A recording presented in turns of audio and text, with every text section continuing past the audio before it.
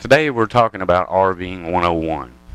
And I thought we would begin with spring startup, because hopefully spring will be right around the corner before long. This is a good time to really go over your unit and get it ready for the whole season. Hopefully it'll save you a lot of headaches during your season. The camper has been sitting all winter, so the first thing you're going to do is dewinterize it. Now, after dewinterizing, I would suggest a really thorough check over.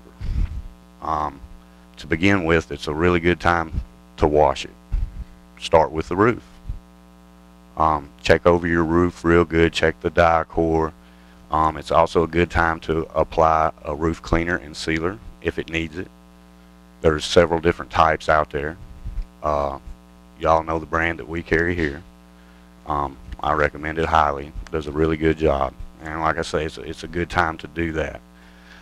The sides, a cleaner like you would use on a boat or RV, there's several types. We like to use a cleaner called Crown. Crown, we keep it on the shelf back here in the parts store. As you're washing the sides, all the compartment doors, you'll notice a seal around them. And also the corners of the unit, whether it's a fifth wheel, a motorhome, or a travel trailer. Look for cracks.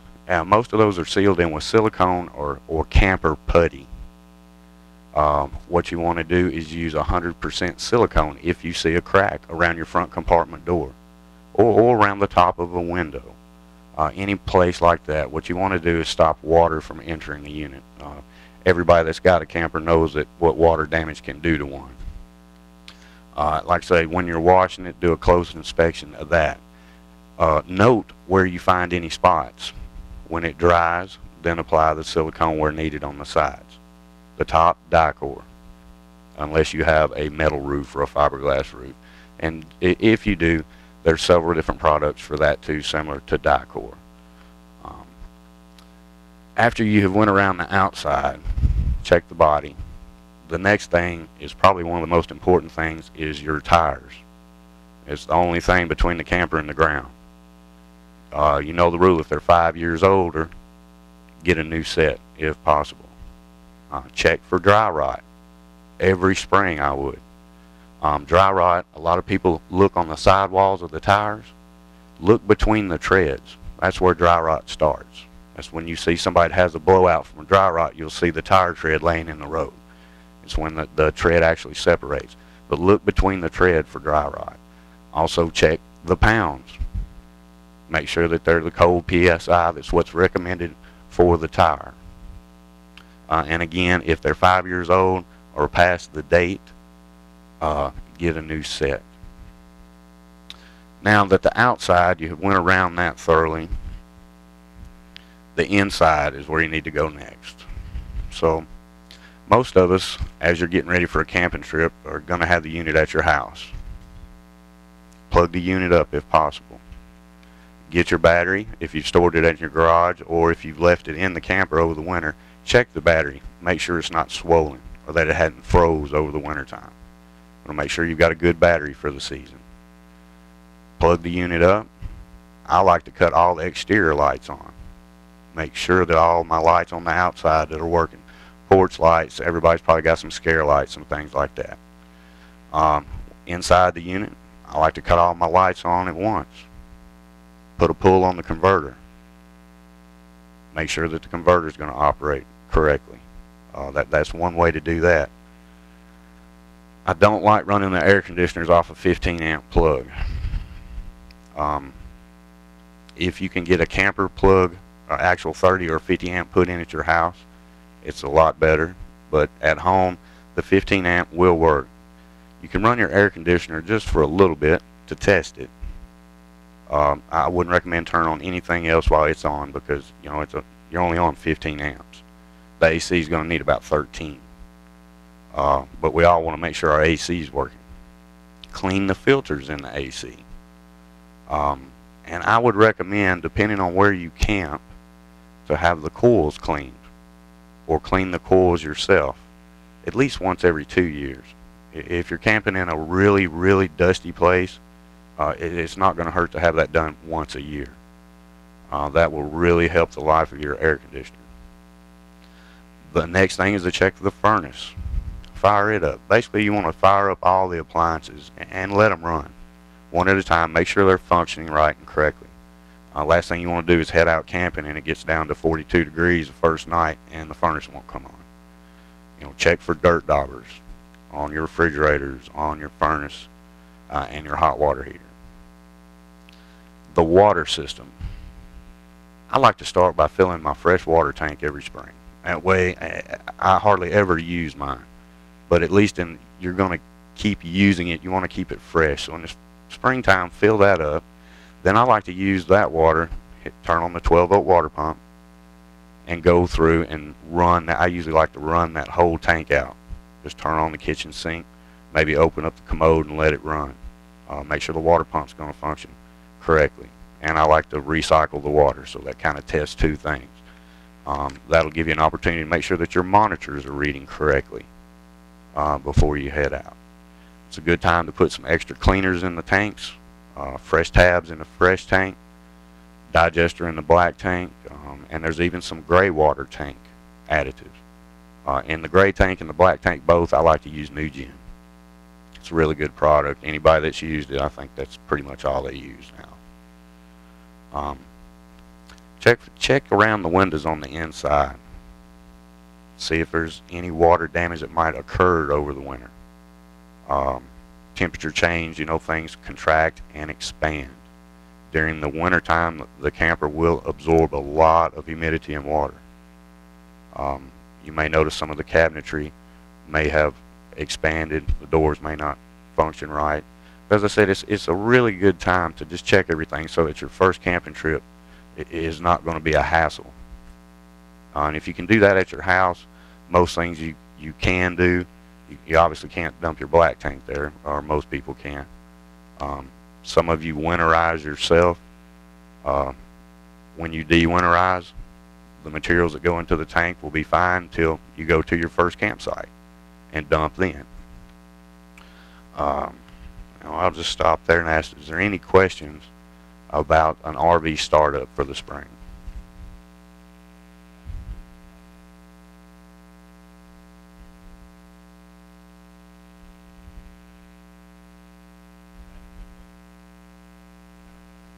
When I'm de-winterizing the unit, that's actually how I start, is by filling the fresh tank. And then I'll run all the pink out, and I'll let that fresh tank just run completely out.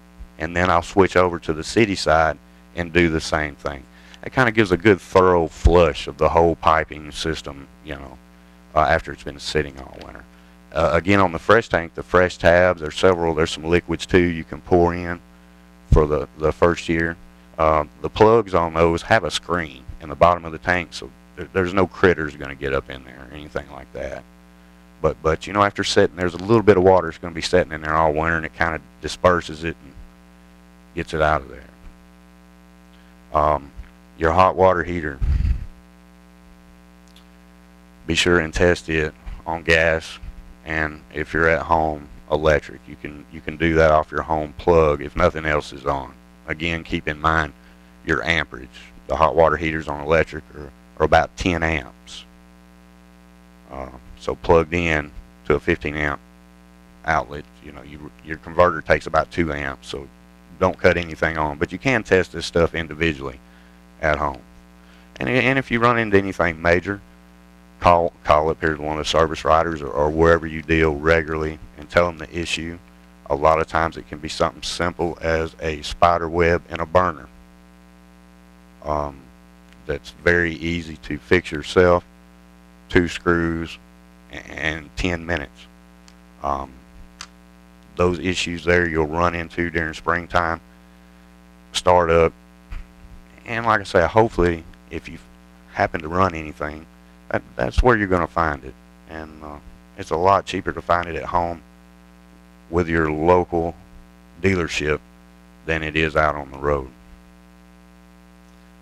Any other questions on RV, the spring startup of one?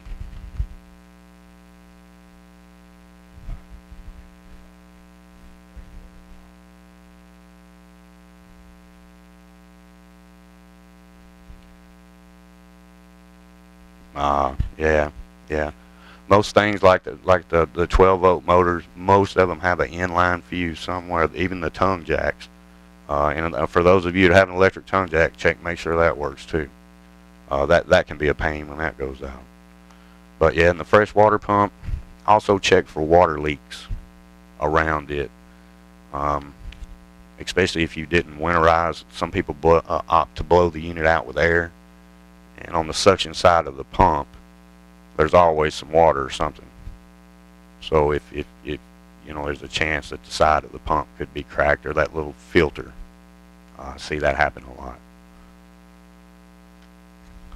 Now the next thing I would want to inspect, it would be depend on if I had a fifth wheel or a travel trailer, and that's my hitch work. Fifth wheel owners, there's grease fittings on there. Grease it up. Check your slick disc on your pin box. Travel trailer owners, check your brackets. Make sure all that's in place. Looks good for the year.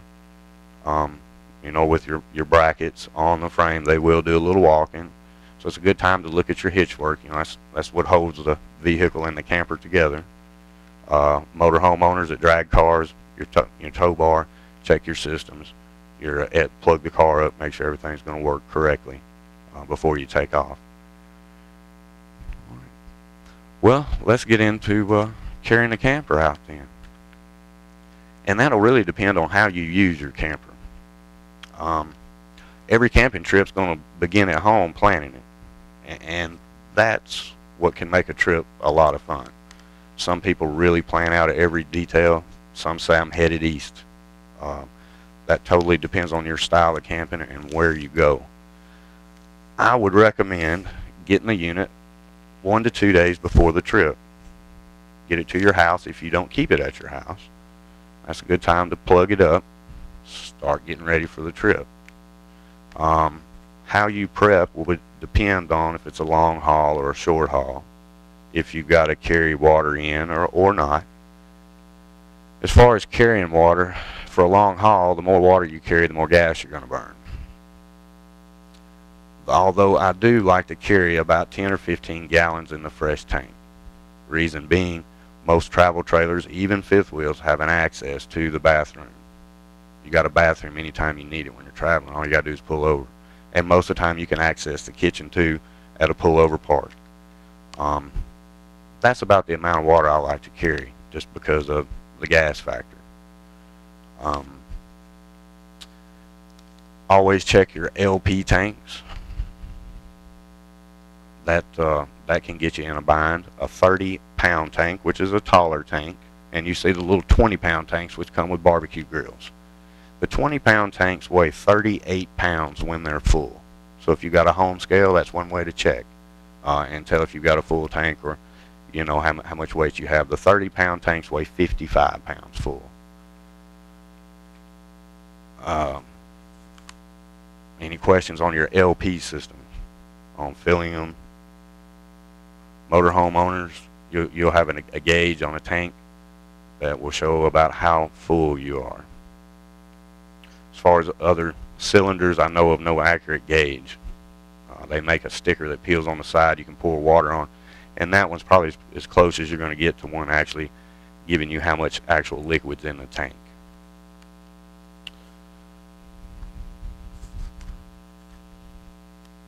$55.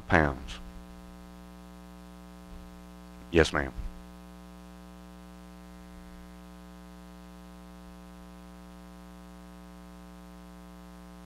It's a good time to switch your regulator back over and forth to switch it from tank to tank. Make sure it's switching over. Most of them are automatic. If you've got both tanks open, it's going to find a way to run. LP's full, tires checked, inside stocked. Well, your refrigerator is going to take about overnight to cool. In summertime, it can take a little longer than that. Plug up the refrigerator. Go ahead and do your stock in there. I check the cabinets real good. Make sure the dishes are not going to crash through. Everybody that's had one knows that they've got a material you can get. We carry the material here. It's a grab material where your dishes won't vibrate around or knock something open. Anything like that. cutting the fridge on, getting the food stocked. After that, it depends on where you're going with the unit again. If you're going across country, stocking is going to be a little different. You're going to have a lot more weight. You want to put most of the weight over the tires and then balance it out from there. And that depends on your unit. Some are rear kitchen, some are rear living. The weight distribution is going to be totally different. So for each owner, that's going to be a little different of how you load things. Most fifth wheel owners tend to fill up that front compartment way too much. You'll see them kind of nose down. That is one way to tell. When you buy your unit, your vehicle and unit are level. As you're loading, that's going to tell the tale if you're putting too much tongue weight or if you're putting too much tail weight. So be sure and balance your load as you're stocking. For a weekend trip, you're not going to have that much, but that'll make a difference in tire wear also. That's something that you'll kind of figure out individually, because there's thousands of camper layouts and thousands of ways to use them. Is there any questions on that?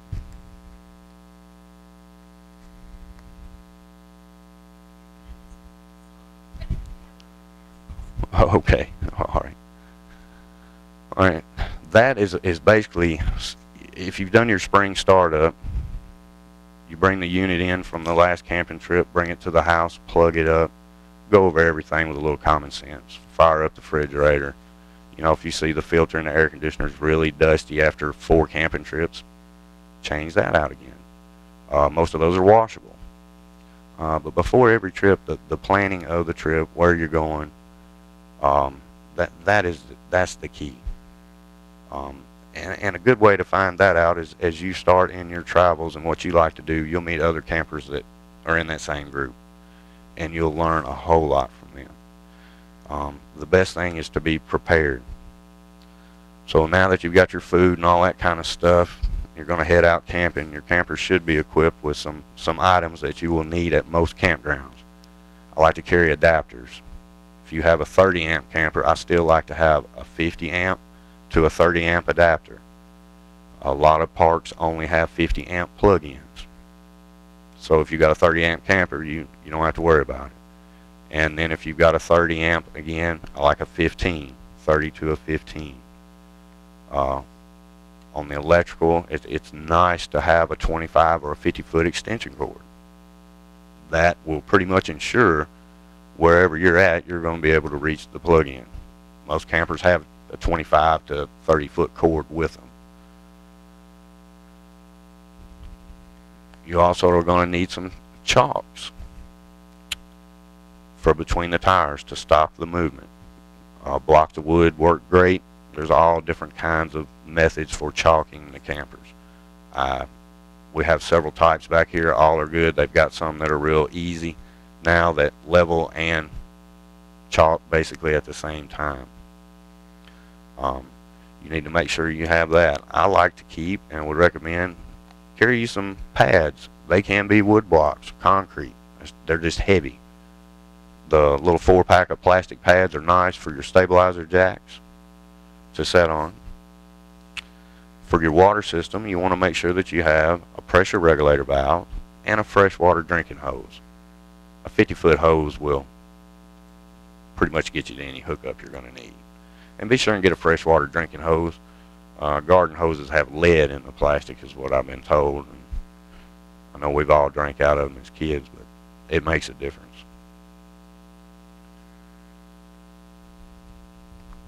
Now, as far as your equipment, it goes as camping, chairs, awnings. Those are kind of like accessories. There's a ton of them. Make sure that you have those, whichever ones you've purchased. If you're a big griller and you like to sit out by the campfire, make sure your equipment is there and stored for that. All the things to make the trip fun. If you've inspected your tires, you've got your unit purring like a kitten ready to go. You've got all your food, you've got your plans made. Next thing to do is just hit the road. The more you use it, the more you're going to get comfortable with it, and the more places you're going to want to go. you'll see that there's a lot of ways to use the campers out there. As far as setting up a camper at a campsite, is there any questions on that? A to Z. Okay, we can do that. Well, it's always a good refresher.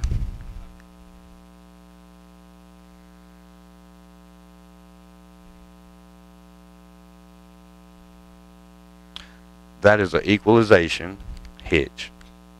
Well, the equalizer for hitch is I'm assuming is what he talked to you about. That you know, when you put a trailer behind your truck, and the truck and the trailer go down in the middle because of the weight, the equalizing hitch is going to level that up. That's what the equalizing part does. That hitch also has sway control built in, which is very important also. Yes, sir. The two spring bars that come back, those are actually springs. The way the hitch works is it's going to put a little bit over half of the camper weight on those springs instead of your truck. And when you hook up, you actually raise the vehicle and the camper up when they're hooked up.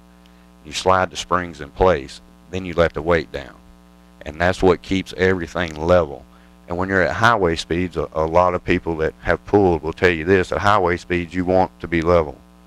If you're what we call nose down on the camper, you'll start porpoising, and it can lead to a lot worse things. That hitch also has sway control built into it, which is very important. That stops the wiggle of the camper. An 18-wheeler passing you or a windy day without sway control can be really a scary deal.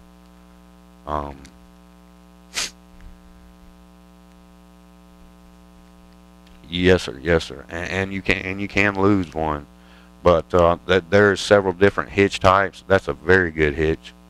And like I tell everybody, the hitch is, you know, you've got a lot of money in your camper, and you got a lot of money in your truck. What holds them together? You know, don't cheese out on that. Definitely, and that's the safety of your family going down the road. Sway control. If you go with the old style hitches where there's a bar that you crank to tighten up, that's fine. One for 24 feet and under. You need two of them for 24 feet and over. The hitch system they're talking to you about, there's none of that. It's all built in. And it has 10 times more sway, I think, than the older versions. But that is tires and hitch work, those are very important. Also being able to see good. Your mirrors. If you don't have extended mirrors, get some. You know, if you got a little 14 or 18 footer, you might not need them. When you get to 24, 26 feet, you need mirrors where you can see in turns and stuff. They're inexpensive. They make really good add-on ones. You can even call the factory and have them put on there too.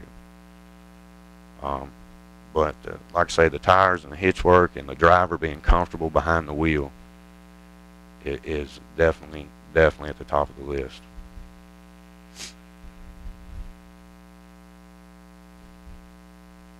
Yes, sir, we have three or four different types of equalization and sway hitches available, and that's something we will set up, show you how to work and all that stuff here.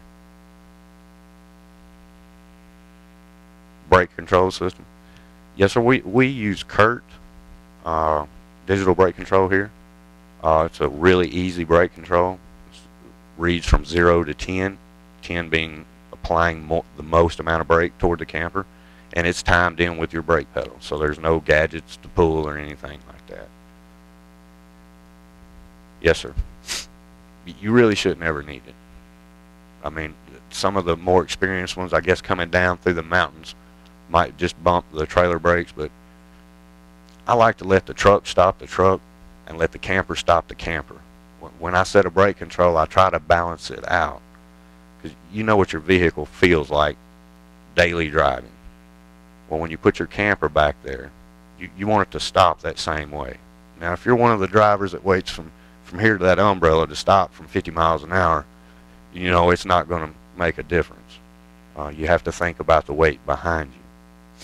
But that brake control is a really good brake control, and like I say, easy to operate. And that also is something we install. If like here, if you're looking at a camper, get with your salesman. He'll ask you questions about your truck, your weight rating, if you have a brake control, if you have a plug-in on the back, and all those types of things. And that's something we can take care of all here. And the main thing to do is when you're buying a unit, remember loading weight. If your truck will pull 7,000 pounds, I wouldn't suggest buying a camper that weighs 6,900. The time you put a battery and 2 full tanks on it, you're over, much less loading it. So keep that in mind.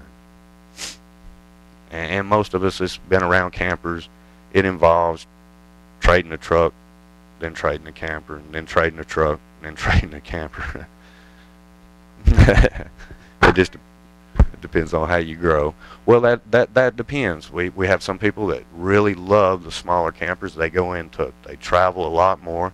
They go into more smaller places. We have some grandfathers here with Class A motorhomes that are almost 40 feet that may go to the racetracks. Several racetrack motorhomes we work on here where they go to the middle of the racetrack and run off a generator for 2 or 3 days. It just depends.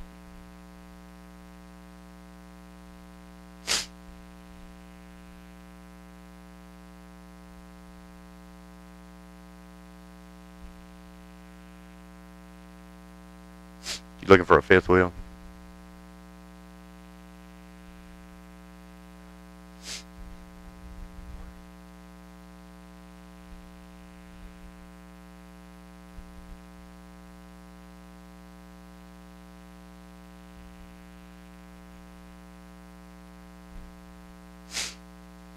Yeah, they make lighter versions, lighter weight fifth wheels. Salesmen can get into all that. I don't know, 5,900. Is it a 5.5 foot bed or a 6 foot? They make adapters and stuff, but you don't want to overstress your vehicle. There are travel trailers that are just as nice. Well,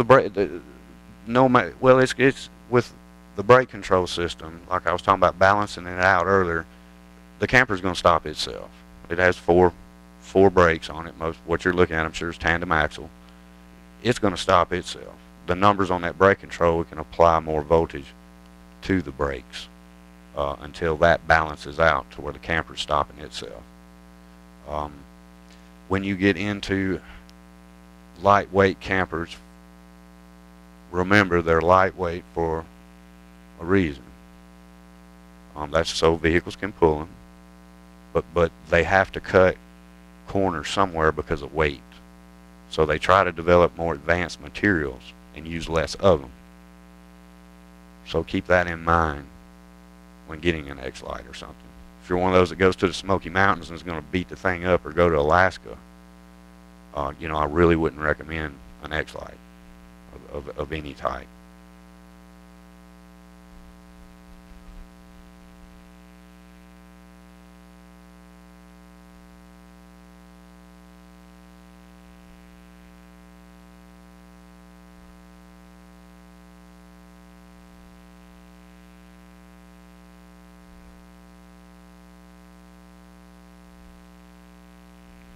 Yeah.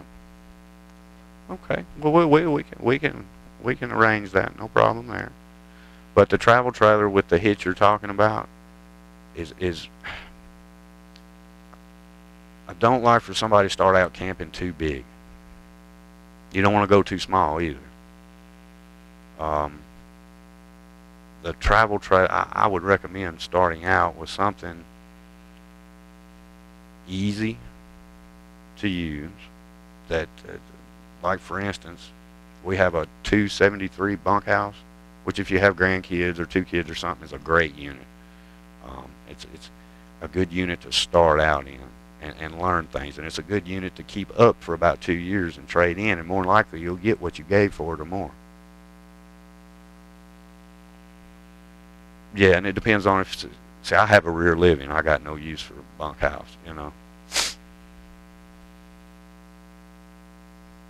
But you might, you know, if you like your truck, the hitch back there is going to do the job for you. And I'm sure that there's a layout in the travel trailers, and even the ceilings in the travel trailers, they're concaving now to give you more room effect when you're inside.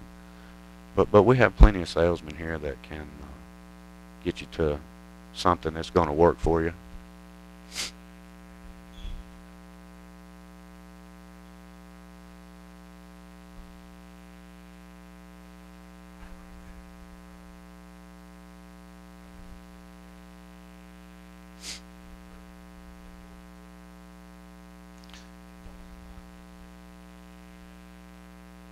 You can get a sidewinder and a sliding hitch with the 5.5s. We have to.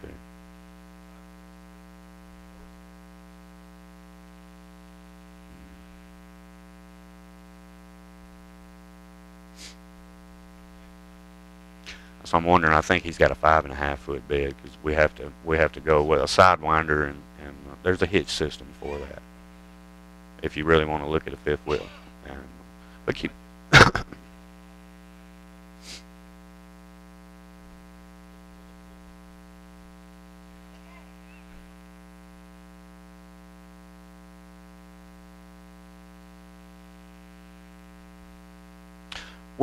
Well, we can fix that with airbags. Airbags in the truck. Yeah, that's when you get into fifth wheels. Instead of hitch work and stuff, we'll look at some airbag kits. We have 2 kits here available, and they're airbags like you'd see on a 18-wheeler or a motorhome. But anyway, they're truck kits for your truck. One of them has a remote where you can have 2 settings for when you're not pulling and when you're pulling, and it's just going to level your truck and your camper up. And then that's good. Yep. That's how we fix that. So that there's a route, and there's a camper that we can suit you with. It's about $1,100 for a kit. Go ahead, you.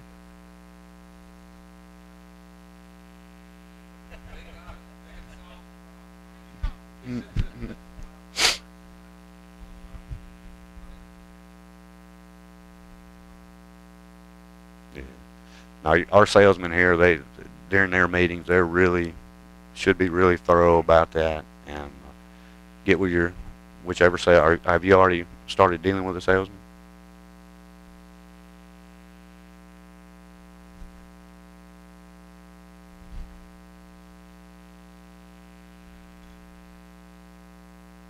Chad. Yeah, we'll get you with somebody. No problem.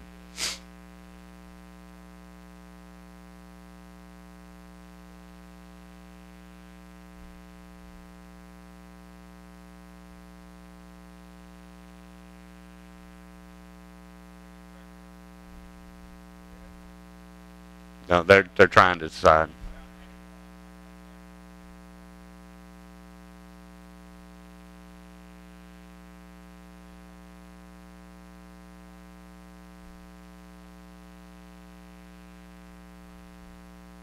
They have a travel trailer, is what they have. 33 foot.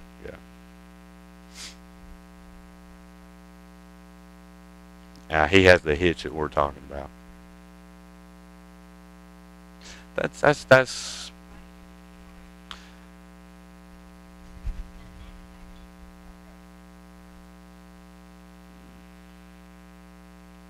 the manual in the truck will give the ratings for it. We're not going to let you do anything unsafe. That's for sure.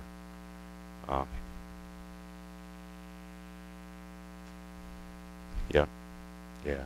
With the hitch working thing we have available in our, we can get you in something. No problem. No problem. Mm-hmm.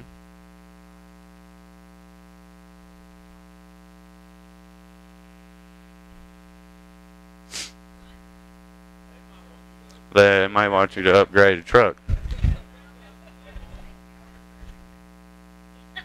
And the tow haul button is not a brake control. I've run into that a lot of brand new trucks. They bring, well, you told me it had brake control, and I said, no, sir, that's a tow haul button. You know.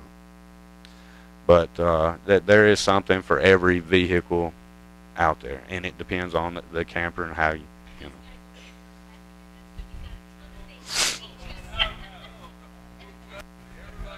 That believe it or not, how many times have y'all been out? 3 times, 4 times?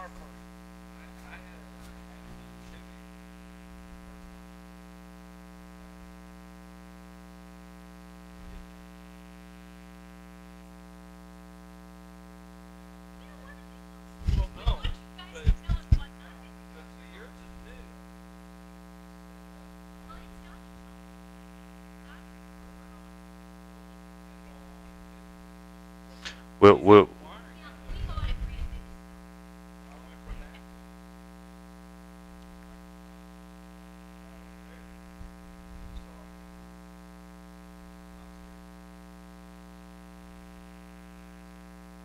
that's a I'm glad you said that, an F-250 or an HD 2500, the 3/4 ton trucks or that.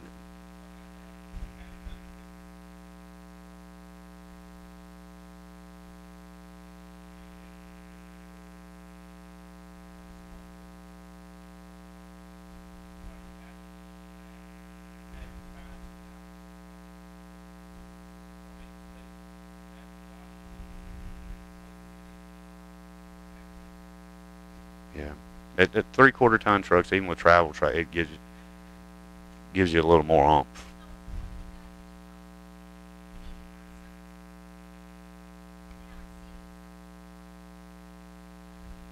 Well, if you like your truck, let's see what we can do for you now, and make sure you're going to enjoy camping. I would hate to see you go invest $90,000 and absolutely hate it after 6 trips. And believe it or not, that does happen to a few. We haven't experienced, but here anybody, our salesmen really try to be thorough. But there was a couple that bought a new Tiffin Allegro. First thing out of the bat, $150,000 unit. Wasn't but 33 feet long, and he wasn't very mechanically minded. And it was just they used the thing 4 times, sold it for 55. So we want to avoid that, and we got something here you'll enjoy with the truck you got, and then you can look about trading. A unit that is 2 years old and taken really good care of, most of the time you'll get your money back if you're trading in, if not a little bit more. There are several customers. There's several customers that like a unit that's 2 to 3 years old. There's a big market for them. So this is a good stepping stone.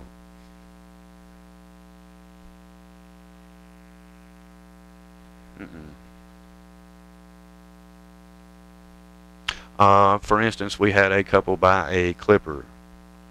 Used it 2 seasons. Biggest that their truck would pull was a little Toyota. Well, she got her a little bigger Toyota. They brought that Clipper in and traded for one of the 273 bunkhouses. Come out about $2,000 to the good on her Clipper. And that Clipper was their first introductory model, which the one they've got now is as big as they'll ever go the way they can. So, like I say, our salesmen here are trained to get you in what you need with what you got, and look at things in the long term on that. But I would look at what I could pull with now and use for a season or 2 seasons, and then you may want to expand. Most of us do expand at that point.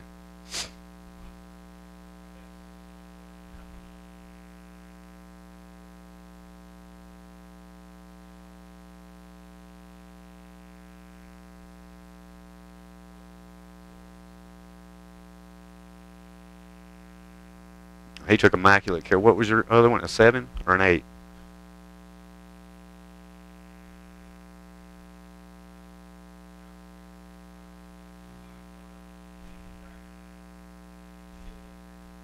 Front cap.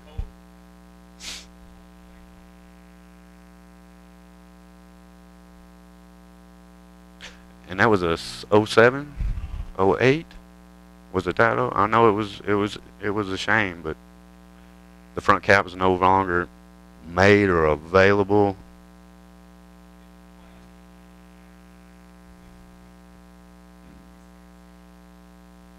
Yeah, these are fiberglass, basically like a boat. Same. Rubber. Yeah, it's this material right here.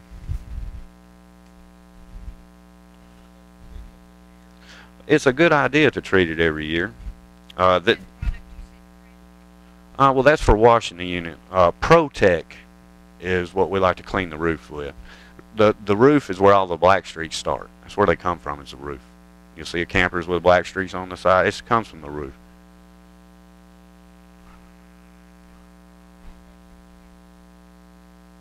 Yeah, they were talking about the front cap. Working Play has a metal roof. Some motorhomes have fiberglass. I don't know of any travel trailers that have that. You want the rubber roof. It sounds like a pain to maintain, but you would not believe how much these things expand and contract. And when you go down the road, depending on if it's a fifth wheel or a travel trailer, they twist. You know, on the front of a travel trailer where the A-frame comes back and the camper sits on it, when you're going down the road and you take a turn or you hit a big hole, that stuff twists around. And when that happens, something's going to give a little bit. And hopefully it's going to be the sealers. If it was something hard and non-pliable, something would break. Each one has their own little spots. And if you buy a unit and a walkthrough, you'll get taught all about that.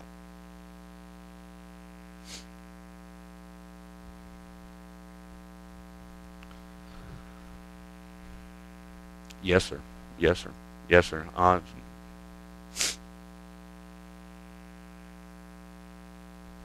It's not a big chore at all, is it?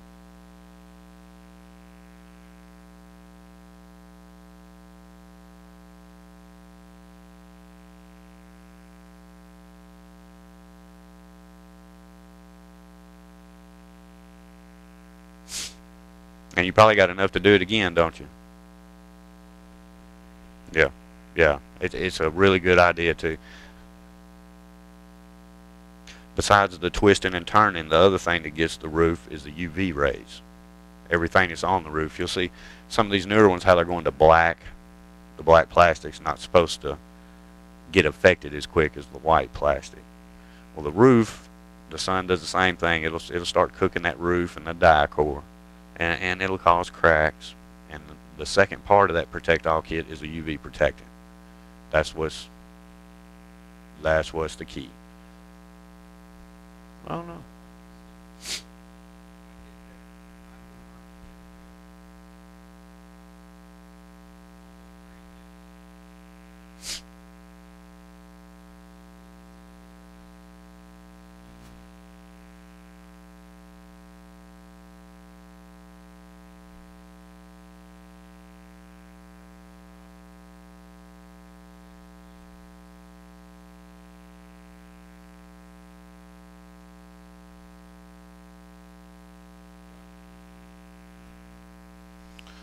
Any other questions?